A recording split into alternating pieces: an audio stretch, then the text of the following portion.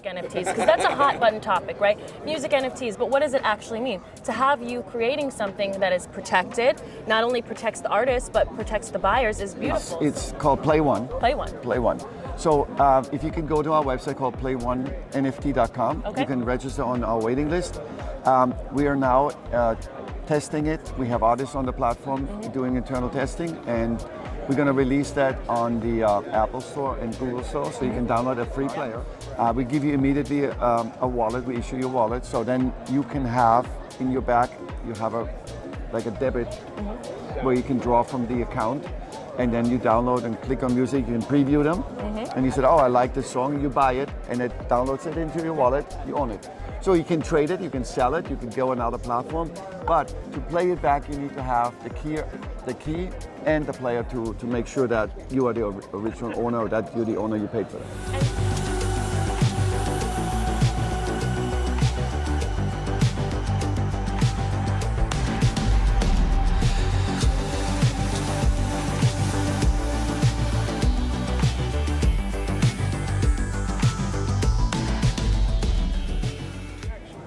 My name is Bianca Starr, and I am here with G Media, speaking to a pioneer in the Miami crypto, blockchain, and NFT space. I have Mr. Tarek, the CEO and founder of Glozal, the Player One NFT music player. Thank you so much for being here. Thank you for having me. So, a NFT music player, tell me what that even is. Okay, so basically, we came up about a year ago when the NFT space started developing, and mostly in the art field. Music was not in the forefront, but we saw that coming. But the problem was that the NFT, most people think it's secure.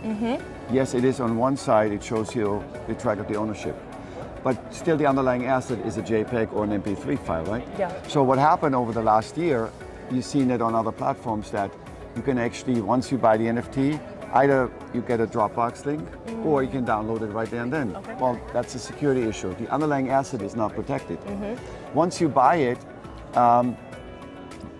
you have a file, and that file you can share and basically make it a Napster 2.0. People are old enough to remember that. And so we thought for artists, music should be protected because if you can download it for free, or one person buys it and then after that it circulates for free, the artist doesn't get the royalty, he doesn't get the money, and we're back to square one. So we said the underlying asset as a file needs to be protected. So we said it should be a closed environment. So we created a music player, a real application. It's not a marketplace where you can go in and on these current marketplaces like OpenSea and OneOff and Yellowheart. You actually go on the website and you click on the file and you listen to the music. So we created, and we went back in the past where you had the iPod. iPod was where you can actually aggregate all your MP3s and your video file into one, and you have it on a player. So we used the phone and created a player to have all your files in one area. But that was not enough. What we wanted to make sure is that you need to encrypt those files. So once you buy it, you download it into our player, it is fully encrypted on the blockchain. Cool. So now you have the security that nobody can actually copy or download that song. You need to have the NFT, you have to have the key, and you have to have the player to play that song. Once you sell it, it will be removed from your playlist. So you cannot keep a copy. Okay. So that's very important, and I always make that example. When you buy a car, you have three items. You have a car, a key, and a title. So the title is the NFT, the key is our encryption, and the car is the music. There it is. You have to have all three that the car starts. In a real world, you can have the title, and somebody can steal your car. Or you can own the NFT and somebody drives your car for free. Also, or you can steal your car. Yeah. We wanted to make sure that you need to be the owner of the NFT, you need to own the music, that song, and nobody else can listen to it at the same time. So, I absolutely love what you're talking about. It seems like this is a beautiful way to transition into music NFTs, because that's a hot button topic, right? Music NFTs, but what does it actually mean? To have you creating something that is protected, not only protects the artist, but protects the buyers is beautiful. So, let's say I'm an artist and I want to be involved in what you're doing. What do I do? How do I get involved? So basically, what you do, you would contact us and talk to our A&R department. They will show you what kind of file you need to send us, right? So music is a little bit more complicated than just regular art because there's multiple people involved. There could be bands, there could be 10 people involved, there could be a stakeholder, you could be with a label, independent, you have a songwriter. So there's a lot of legal issues to be involved in that. It's not just easy 1, 2, 3 upload, but once that is all settled and either you're independent or you're not, we can figure this all out in the back office. But also what adds to our player is that it's a full WAV file. It's not a compressed MP3. So the sound quality is basically what you produce in the studio will be uploaded onto the platform. So you have a great audio, high quality, it's protected. Good for the consumer because now you have a collection where nobody else has. And speaking of the consumer, as someone who's interested in NFTs and interested in music and wants to be part of this new way, music NFTs, of utilizing the technology, how do I be a part of what you're doing? Okay, so how do I have a Player One experience? It's called Play One. Play One. Play One. So if you can go to our website called play1nft.com, you can register on our waiting list. We are now testing it. We have artists on the platform doing internal testing, and we're going to release that on the Apple Store and Google Store, so you can download a free player. Exciting. And once you have the free player, you can then browse whatever is available, like you do on other like Spotify. You see what's the new drop, what's the latest, what's recommended, what's the flavor of the month. Yeah. And then you can actually, you don't have to have a crypto wallet, right? Okay. We have MoonPay as our onboarding team, so that's you can pay with a regular credit card. Yeah. We give you immediately a wallet. We issue you a wallet, so then you can have in your back you have a debit where you can draw from the account, and then you download and click on music. You can preview them, and you said, "Oh, I like this song." You buy it, and it downloads it into your wallet. You own it. So you can trade it, you can sell it, you can go on another platform, but to play it back, you need to have the key and the player to make sure that you are the original owner, or that you're the owner, you paid for it. And so when you want to have a secondary market experience, when you want to go ahead and sell it or buy something on the secondary market, where is that? Okay, so we're going to have a marketplace on our platform, but because it's an NFT, it sits in a wallet, you can go and resell it on any other compatible marketplaces. Like OpenSea? Like OpenSeas or other similar platforms. Yeah. But you buy the asset. But to play it back, you need to come and get our security key and make sure that you are the rightful owner. There's only one copy, nobody has a duplicate. Yeah. So you can sell it, the asset, but you need to come and get the key and get the player, right? Okay. So you can buy the car, but you need to get your key and the title, and it's going to be over here. So that's thing. But also what we showed a couple of artists a few days ago, if you have released it on any other platform and you understand that it's not protected, you can import that into our platform. We encrypt it for you, and it sits there and it's protected. And it's going to be removed from the other platform. And if somebody had made an illegal copy prior to that, that's something we cannot control.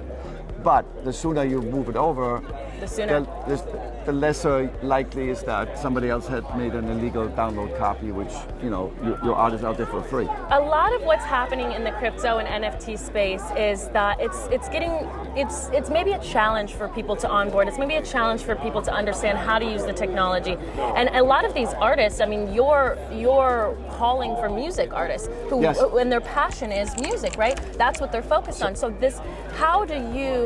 what do you have in place where this could be a seamless experience for the artists? What we're doing right now in the initial on-ramping stage, we're helping the artists to do it manually. Our team is helping the artists to. We tell them, hey, same as a Dropbox thing on your file. This is the graphic we need for your album cover, et cetera, et cetera. So we'll give that.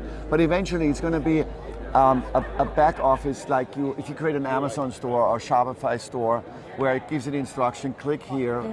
Your image should be 4x4, right? And here's your WAV file, needs to be minimum so. Here's your wording, the text. You want to have the lyrics up because in our case you can have complete all your lyrics. I love that. You can write a story about how you come up with the song, behind the scene and all that. So it's a fully audiovisual, it's multimedia. So you can actually have a clip behind that if you want, so people can preview a clip. You can have a full-blown video.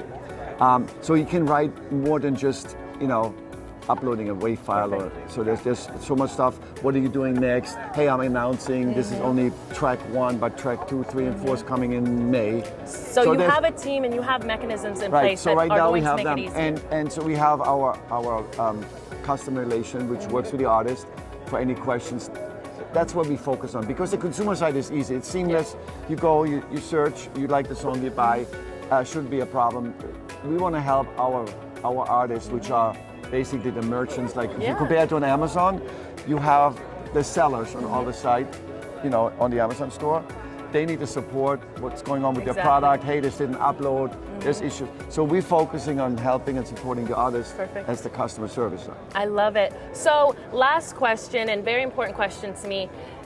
Bianca Starr, one of my NFT characters is the goddess of South Beach. So I'm all in on Miami. I really am. Yes. So your headquarters is here in Miami. We're right in downtown in Miami on Flagler 2nd, so we're right in the downtown development district. Other than Miami, a two-pronged question. Why Miami as the headquarters, and then where else are you looking to expand? Not necessarily your office, but maybe for global music. So Miami, because I live here, I've been here for a long time, and I've been around from the first .com, which started in Silicon Valley. And I didn't want to relocate to Silicon Valley, so Silicon Valley came to us. They came to you. It's finally here, so it's like perfect. I love Miami, and so we're involved with the crypto community in downtown. There's a lot of stuff going on. We have events going on in our office. You've been to our office. I have. So we have a great rooftop. We have events, and we have an art gallery, NFT gallery in our first floor space. So that's great. And also we have been going back and forth to El Salvador. And El Salvador was a reason because they were the first ones adopting Bitcoin as a legal tender. So once we went there with our team, our artists connected on Instagram and Facebook, and we got local artists involved and like, hey, how can we help you have access to the world stage? Now they have a Chivo wallet. And so the artists didn't have bank accounts, merchant accounts. They didn't have the access to what we have here in the States. And they're great artists. I mean, talented artists, and they're like, nobody knows about our music. We can't during COVID. We don't have a way to share it. To share it, because we don't have merchant accounts, we don't have platform to upload it, we don't get, there's no way to monetize it. So now they have, the government give them a wallet. I said, that's what you need. That's your gateway. That's your e-commerce platform. You plug it into our back office, and you create your music on your phone in your local studio, and then you upload it. And now all of a sudden, the whole world can buy your NFT. Exactly. And so we actually created the first NFT album for El Salvador. We have 13 artists. It's coming out in September, the 1-year anniversary. Looking forward to it. And the artists are very excited, and it's great music. We brought producers from Miami, Grammy songwriters, and they helped them to really create this album. I listened to it, it's fantastic, and I can't wait to announce it and come out. One more for the people. Where should they go to get involved in what you're doing? What are your social medias? So what can we do? You can follow us on Instagram at Play1NFT. You can go Twitter, you can have our Discord, or register on our website, play1nft.com. Get on the wait list, and you're the first one to know when the albums are starting to drop. I love it. And the difference is, if you look at other platforms, they start one drop at a time. When we come out, we're going to have over 100 artists releasing music at the same time. So there are going to be options for you available to listen to that music. Perfect. We can't wait. We're so excited. It took us a year, and we're just ready to go. Well, thank you so much, Tarek. Thank you for having me. This has been Tarek with Glozal. Look for the Play One music player. My name is Bianca Starr, here with G Media, Gashti Media. I am an NFT baby, and I am the premier entertainer for NFT news, events, onboarding, and education. Thank you so much. Thank you.